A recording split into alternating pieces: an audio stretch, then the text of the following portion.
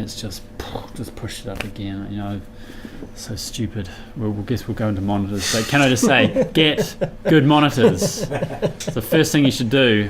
For 10 years I had NS10s, and I'm an idiot. I'm an idiot. That's all I can say. What are you using now?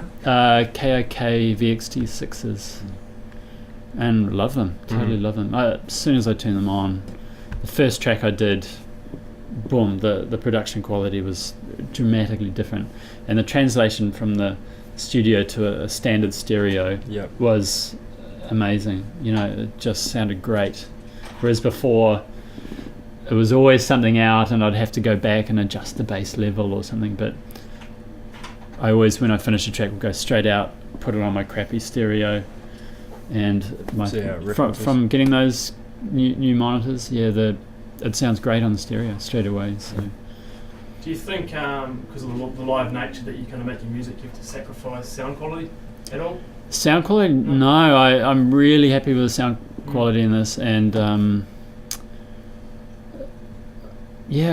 don't think so at all. I mean, I think what you sacrifice is perhaps detail and sequencing. So you can't do really complex little crazy breakdowns or so on. It is going to be slightly limited.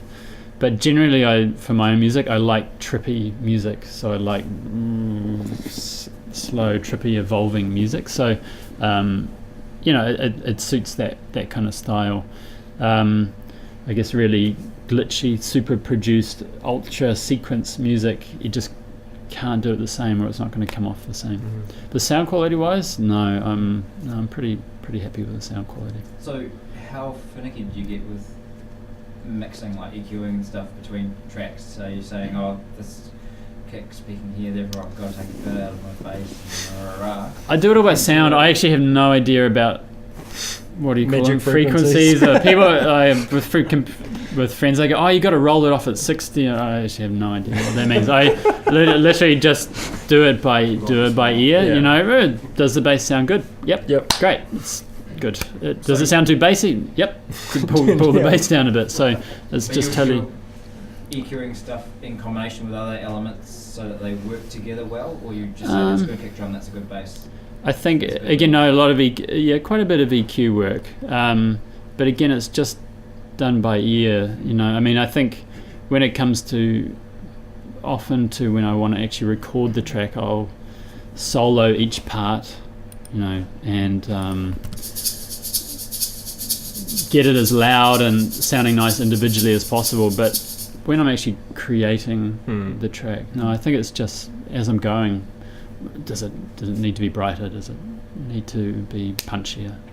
And just adding an EQ and you'll change that on the fly. Yeah. So again, if I look at the see the equalizer there.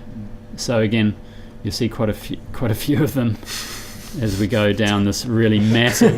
This is quite a really amazing kit in this track. It's I've done a lot of sound work in this track. But yeah, it's just on as I'm going. As you're going through, you kind of think I need to add that there, need to put that in there. So you have a process more of that where you kind of, as you're going along, you're adding those bits in rather than writing everything and then going, right now I'm in my mix mode. No, totally, as I'm going, sure. Because I think it's new sounds which inspire you, you know, so what needs to go here is some sound. So it's trying to get that sound, and once you've got that sound, you're like, wow, that part sounds cool, so what else can I have? So I think it's that process rather than just throwing stuff together and EQing at the end. There's very little at the end. It's all WAV files. You're right, I couldn't after I've actually recorded the track, but even prior to recording I'll want to make sure everything's sounding as good as possible, but I would make very few changes. At that point it should be pretty happy with it as it's going. So are you normally, with new projects, are you normally starting with the drums, or you sort of have a bass line, or just certain sounds that might just trigger an idea for a track, or? I'd certainly always start with drums, just because it's 4 to the floor music generally, and so it's about that tight kind of groove. So once you've got a kick and some hats going, then it's bass line for me, because I love bass lines. It's really kick and bass line. Yeah, once I've got that groove going, yeah, so then I'm totally happy. So let's say in this track, for example, I'll just put the bass line and the kick going.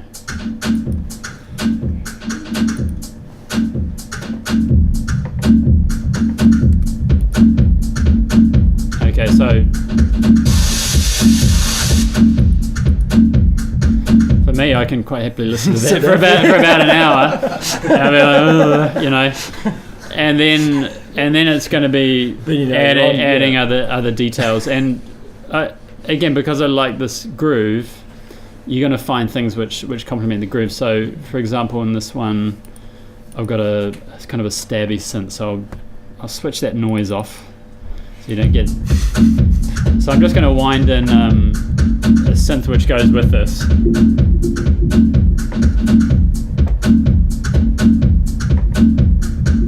I'm just bringing the cutoff frequency of a synth up.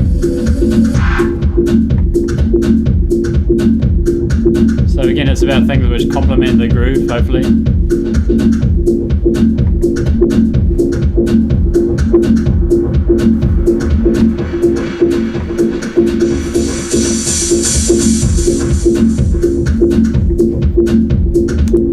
I mean, there's just that part there, just so your bassline kick and some kind of synth which complements the groove.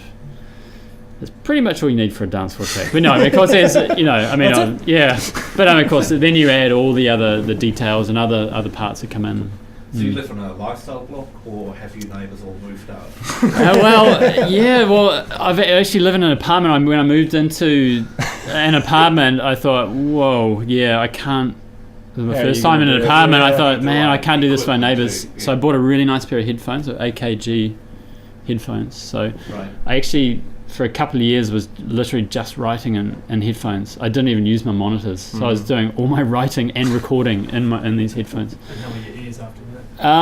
They were actually right. The those headphones, you couldn't really turn them that loud, otherwise they'd start clipping. So I actually found them quite good in that built-in protection. Yeah, I mean, in a way, and it kept it at a. While I, of course, wanted to turn it louder, I knew I couldn't. So your ears had to get used to that kind of level. So how did you get your low end mix right? I didn't. Right. I had to guess. Yeah, I pretty much had to guess. Are there any like frequency analyzers and stuff in Reason? Can you see a little graph? No, you can't. I don't think I'd have a clue how to use one, even if they did. There was always an issue actually. Was the bass, getting the bass right, and I just got it right by knowing if I played on the stereo, how much I had to change it when I went back. It sounds a bit ridiculous now saying it, but again, these new monitors again have really solved that. The translation has been great, and I'll probably annoy my neighbours a bit, but I love making music in headphones, so I still make music a lot in headphones. I love getting locked in the headphones, so I find I don't get that from monitors as much. I love putting the headphones on, the big nice round ones, and you can really get lost in it because the music's literally in the middle of your head. So when you were doing that, a lot of that mixing on the headphones, were you also playing a lot out live at that point as well? And were you then using that as a reference? Actually, there was always an issue with the bass. Actually, I had to. Someone were talking about sound checking before, and when I was doing everything in headphones, I did have to sound check to get the bass right. But I don't have to do that anymore.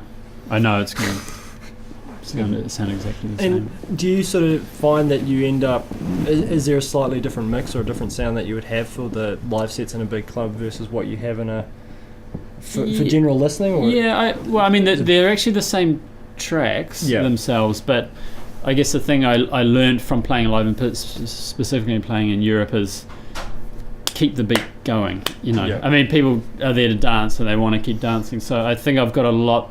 While before I had lots of pull-outs and breakdowns, I think I've eliminated a lot of that stuff. Well, I still love a nice trippy breakdown still. Those breakdowns will still have the rhythm driving. So again, if I give an example here, what I do is I have, for the kick drum and the bass line, I have a